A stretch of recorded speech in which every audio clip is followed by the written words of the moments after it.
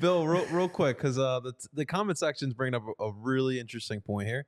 How what's your trust level right now with Torts when developing the young pieces? Because I saw a lot of those young pieces this past year did take some steps. No, you look at, I think, like the fact that Bobby Brink made the team was huge. Yeah. Just like having the trust in him. I do think there was a big part of it. Like Tyson Foerster was always going to make it, and they never expected Brink to have the camp and preseason he had. And then when he did, like he vastly outperformed Tyson Foerster in the preseason. It was like, shit, if Foerster makes it and Brink doesn't, our whole, like, you got to earn your ice time, accountability thing, competition is out the window. So Brink has to make it. And then Brink was really good to start the season and kind of fell off and got sent down. But like, I think Foerster progressed as the season went on. I think his two-way play was good all year. He didn't score a goal for the first 15 games, never came out of the lineup.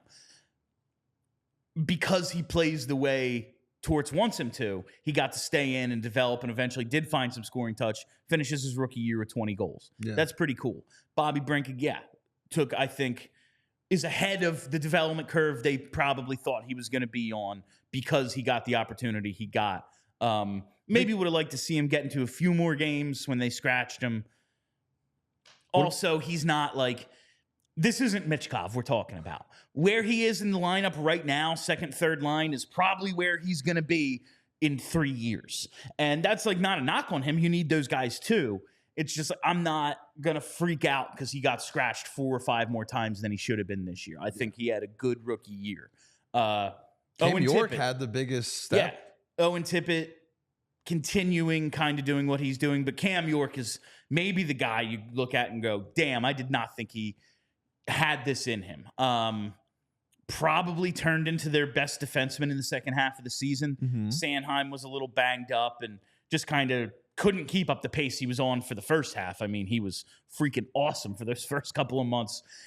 We were doing the post games like, if he keeps this up, he's going to be on the Norris ballot. Yeah. Like, this is insane. Yeah. I thought he stunk a year ago. And like now, and like he wasn't that by the end of the year, but he was at least pretty good, Sanheim. Like, I think he's found a way to get dudes to their potential.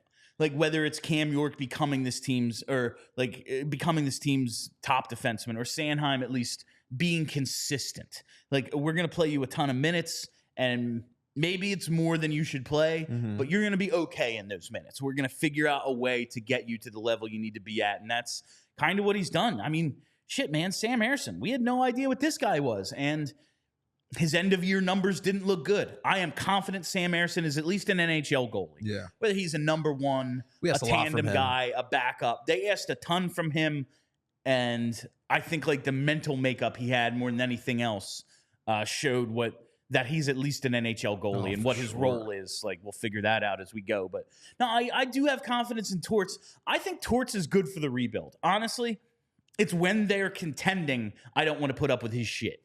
Like, I'm sorry, man. No, if you think in a must-win game, sitting Bobby Brink and Morgan Frost, two of your 8 best scorers this year, like number 2 and number 8 in points per game, like in every statistic, like if you think sitting them for 30 minutes in a game where you have to score, scoring is all, like, you need to win and win in regulation, which means you need goals. If you think sitting them is going to win you a game, like, if we're doing this in the playoffs in 2 years, no, I can't put up with Torts in that situation. I'm going to lose it. But like for this, getting guys to play the quote unquote right way, like teaching Travis Konechny that, dude, you got to play some defense.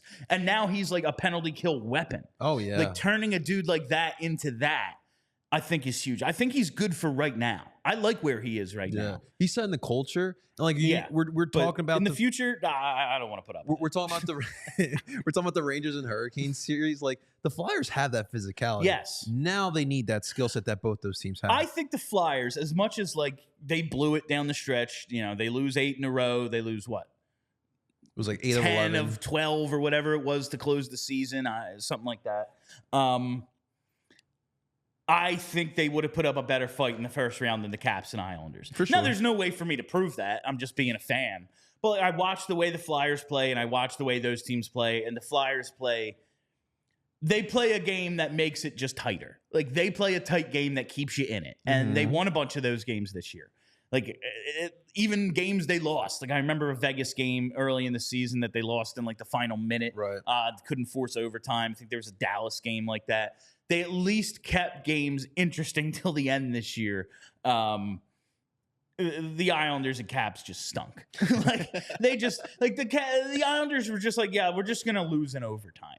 Like that was their thing. Got her point. And the We're out. Caps, I don't even know how the Caps did it. Quite honestly, I know, man. Like they're not good. They were on the back of Ovi. It was absolutely freaking insane what they were able to do. But the Flyers didn't make the playoffs, so what are you gonna do about it?